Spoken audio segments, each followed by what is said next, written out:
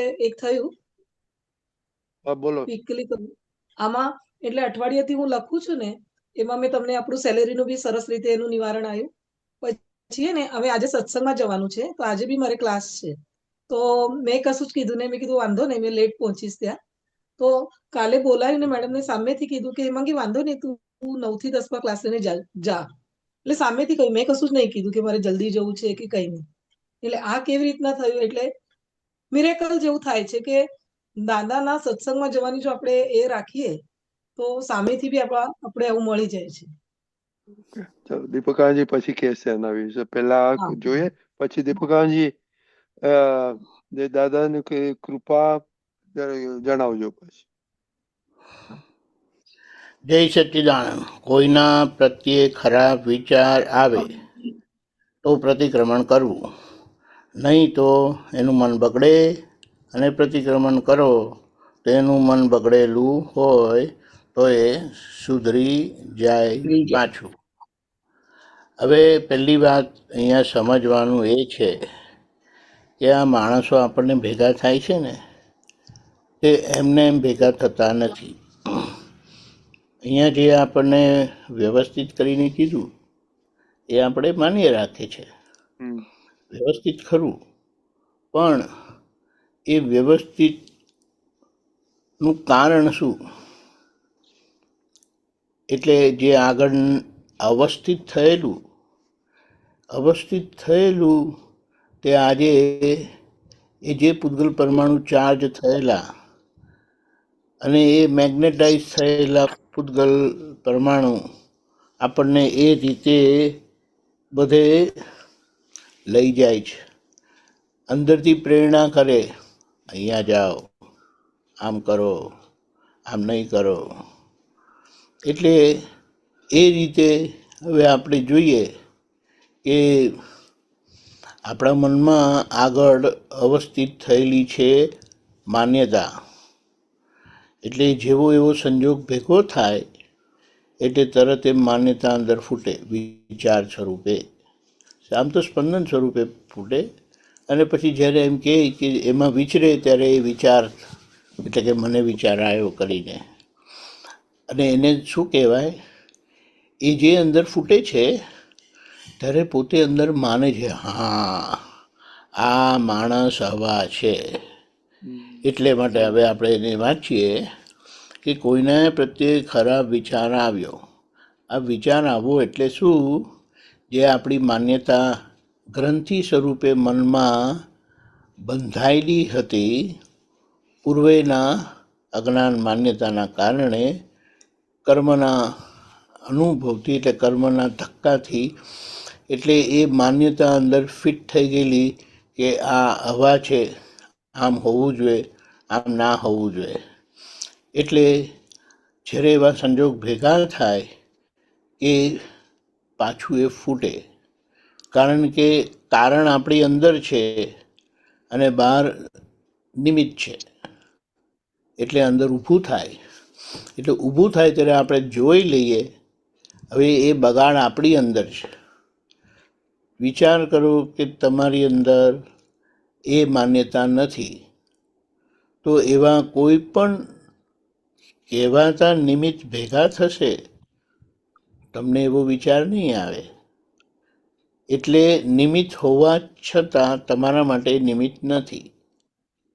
એટલે કે એવો પુરાવો હોવા છતાં તમારી અંદર એ વિચાર આવ્યો નહીં, એટલે તમારા માટે નિમિત્ત થતા નથી.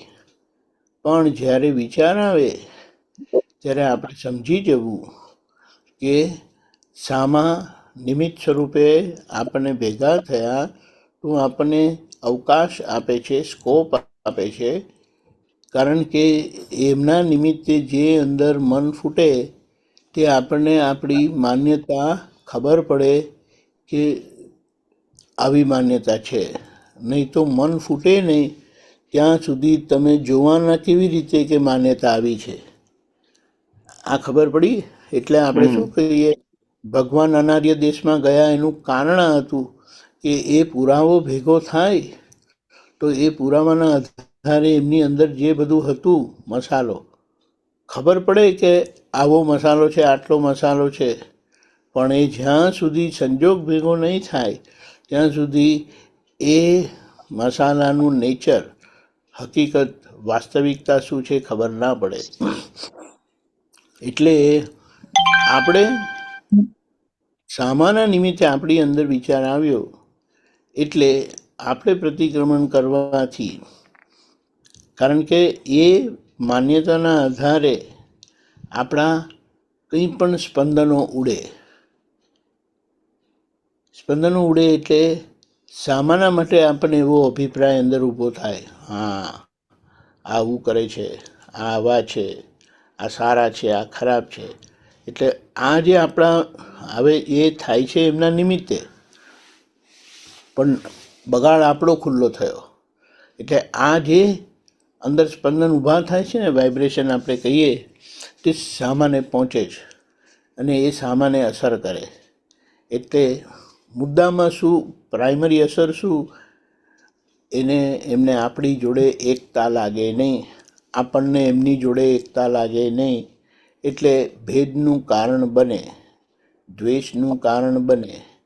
એટલે પ્રતિક્રમણ કરવાથી આપણે આપણા મનનો જે અભિપ્રાય છે તે ભૂસી નાખીએ છીએ. એટલે વ્યવહારથી વ્યવહાર ભૂસાય છે. એમાં આત્માની, શુદ્ધાત્માની જાગૃતિ કામ કરી જાય છે. એટલે એ જાગૃતિ, એ પ્રકાશ આપણને આ ભૂલ પ્રકાશિત કરે છે અને એના પ્રકાશમાં આપણને આપણી ભૂલ અભિપ્રાય સ્વરૂપે સમજાય છે. એટલે પોતાને જ પોતાની ભૂલ સમજાય છે, પોતે એના પ્રતિક્રમણ કરે છે અને એમાંથી એ ચોખ્ખા થાય. એટલે એ મારામાંથી નીકળી ગયું તો મેં જે સ્પંદન મારા ઉડ્યા હતા એને પાછા વાળી લીધા. આ ખબર પડી? એ કેવી રીતે સામાના નિમિત્તે આપણી અંદર પડેલો કચરો વ્યક્ત થાય છે, માન્યતા રૂપે, અભિપ્રાય રૂપે, ગ્રંથિ સ્વરૂપે. અને સામાના માટે જો આપણે કંઈ પણ નહીં કરીએ ને, એટલે આવી રીતે એને પ્રતિક્રમણ નહીં કરે તો સામાને એ સ્પંદન પહોંચવાના જ છે. અને અહીંયા આપણે ફક્ત જોવા સ્વરૂપે રહ્યા. જોવા સ્વરૂપે રહ્યા એટલે શું કે અંદર એવું ઊભું થયું અને એવા છે કરીને મનાયા નહીં. મનાયા નહીં એટલે આપણે એમને માન્યા નહીં કે અભિપ્રાય સ્વરૂપ છે, આ આવા છે કરીને. તો એ અતિક્રમણ થયું નથી, કારણ કે તમે વિચારને પણ જોયા, પણ એ વિચારને આપણે વિચર્યા પછી જોઈએ છે. એટલે સ્પંદન ફેંકાયા પછી જોઈએ છે. એટલે ગોળી છૂટ્યા પછી ખબર પડી કે ગોળી છૂટી, એટલે આપણે એને વાળવું પડે. આ બે વસ્તુ, ગોળી મારવાનું મન થાય ત્યાં સુધી બાજી આપણા હાથમાં કહેવાય. એટલે આપણે પ્રતિક્રમણ ક્યાં કરીએ છીએ? જોયું અને એના પરિણામથી વાત બંધ થઈ ગઈ તો એટલા જ ધોરણનું અતિક્રમણ થયું અને એટલું પ્રતિક્રમણ કરવું પડે. પણ જો બહાર ગોળી છૂટી ગઈ અને સામા વિંધાયા તો પછી એ મોટું પ્રતિક્રમણ કરવું પડે, કારણ કે આપણાથી જે સામાને ઈજા થઈ એ આપણે વાળવું પડે.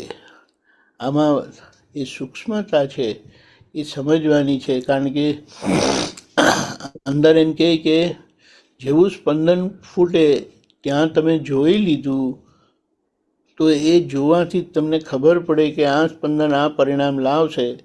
એટલે એ સ્પંદનની આગળની વિચારવાની એક્શન જે છે ને બંધ થઈ જાય. પણ હવે ત્યાં ખબર ના પડી અને આગળ એ સ્પંદન ઉડ્યું. એ સ્પંદન ઉડતા વાણી સ્વરૂપે વ્યક્ત થાય, વર્તન સ્વરૂપે વ્યક્ત થાય. એટલે જેવા ધોરણે અતિક્રમણ થાય એ ધોરણનું પ્રતિક્રમણ કરવું પડે. અને એ જાગૃતિના પરિણામથી આખું થાય છે. એટલે પછી હવે આમાં આપણે નહીં તો એનું મન બગડે અને પ્રતિક્રમણ કરો તો એનું મન બગડેલું હોય તો એ સુધરી જાય પાછું. એટલે આપણે આપણા મનને ચોખ્ખું કરવાનો આ સ્કોપ મળે છે. એટલે નિર્ગ્રંથ થવાનો રસ્તો દાદાએ આપણને દાદા કે અમે જે રસ્તે નિર્ગ્રંથ થયા છે, ગ્રંથિ વિનાના, અભિપ્રાય વિનાના, એટલે અમારું મન હોવા છતાં મન નથી. એટલે દાદા કે એમને મન જ નથી એમ કહે તો ચાલે. એટલે જે એમનો નિશ્ચય હતો, નિશ્ચય એટલે જે જ્ઞાન હતું તે જ્ઞાન જ કામ કરે છે. હવે આ અભિપ્રાય ને બધું જે છે એ બધું સમયવર્તી થઈ ગયું. સમયવર્તી એટલે અંદર ઊભું થાય, એમને ઓળખે અને એમની ઓળખાણ પર પૂરતું જ રહે કે આ પ્રકૃતિ આવી છે કરીને. એટલે નિર્ગ્રંથ થવાનો, મુક્ત થવાનો, શુદ્ધ થવાનો, વ્યવહાર શુદ્ધિ આ રીતે કરવાનો આપણને રસ્તો બતાડ્યો. પણ આજે એટલું મનમાં વિચાર આવતો નથી. વાણી પર આવે છે એવું વર્તન પણ થાય છે કે જે વર્તનથી સામાન્ય દુઃખ થાય. એટલે આ બધા જ સ્પંદનો મન, વાણી, કાયાના વાળવા પડશે. અને અક્રમ જાગૃતિ આપણને તરત જ એના પરિણામ બતાડી દે છે. એ દાદાની જબરજસ્ત કૃપા છે. અને આ રીતે આપણે ચોખ્ખું કરતા થઈએ છીએ. જય સચ્ચિદાનંદ. જય સચ્ચિદાનંદ. દીપકાજી, હેમાંગીનું હા, આમાં કેવું છે, દાદાએ કીધું છે કે આ જગત આપણું છે, કોઈનું બનાવેલું નથી. એટલે કોઈ નવરા પડીને તમારી શું કહેવાય જીવન કથા લખેલી નથી. લખાયેલી કથા વંચાય છે, લખાયેલી કથા દોહરાય છે. એટલે આપણે જેવા અંદરથી એવા થયા, જેવી ઈચ્છા છે એવું થવું જ ઘટે. પણ આપણે જેટલા વિરોધી થયા છે, વિરોધી થયા એટલે ઈચ્છા વિરુદ્ધ, મારે સુખી થવું છે ને લોકોને દુઃખ આપ્યું, મારે ઘણા માર્ક્સ લાવવા છે પણ રમ્યા કરું છું, ભણતો નથી. આવું વિરોધાભાસી જીવનથી વાત બગડે છે. અને એવી જ રીતે એના પક્ષના આપણું જીવન થયું તો થાય શું આવી રીતે કે અહીંયા તમને એવું જોઈએ છે અને અમુક વસ્તુ એ લોકોને ખબર પણ હોય કે આવી રીતે એમને જવાનું હોય છે, તો બોલો સામેથી થાય. અને છતાં આપણે ઔપચારિકતાથી પૂછવું કે હું જોઉં છું, કે મને સામેથી કહે તો હું જઈશ. પણ સત્સંગ માટે એવું રાખવું નહીં. બીજા સંસારની બાબતોમાં આપણે દાખલા તરીકે અંદરથી થાય કે આજે અહીંયા જમવા આવ્યા છે ને તો આ શાક બહુ સારું થયું છે, એટલે તમને થાય કે હું વધારે લઉં. હવે તમારું પેટ તો આમ ભરાઈ જ ગયેલું છે, પણ અંદરથી ઈચ્છા થાય કે આ સારું છે ને થોડું લઈએ એમ કરીને. તો એમાં તમે એક ઉપયોગ માટે, એક પરીક્ષા માટે કે વ્યવસ્થિતમાં છે કે નહીં એમ કરીને, તો તમે અંદરથી નક્કી કરો કે મને કોઈ આવીને પૂછશે ને કે આપું કે એ શાક પાછું આપવા આવે તો આપણે લેવાનું. અને એ તમને ખબર પડે કે કેટલી વખત આવે છે ને કેટલી વખત નથી આવતું. એટલે આવે તો જાણવું કે આપણું વ્યવસ્થિત છે, અને નહીં આવે તો જાણવું કે વ્યવસ્થિત નથી. પણ સત્સંગની બાબતમાં એવું નહીં રાખવું. આ વાત ખબર પડી? સત્સંગની બાબતમાં એટલે બોલો. દીપકાનંદજી, કોઈક વખત મેડમ ના બી એગ્રી કરે તો પછી મને ત્યાં ચોટ નહીં રાખવાની પછી, એટલે એવી વ્યવસ્થિત ના. ત્યારે આપણે જાણવું કે આપણું ભાઈ આજે વ્યવસ્થિત નથી. પણ આપણે એમ જ માની લઈએ કે હું જોઉં છું આપણા પ્રયત્ન વગર.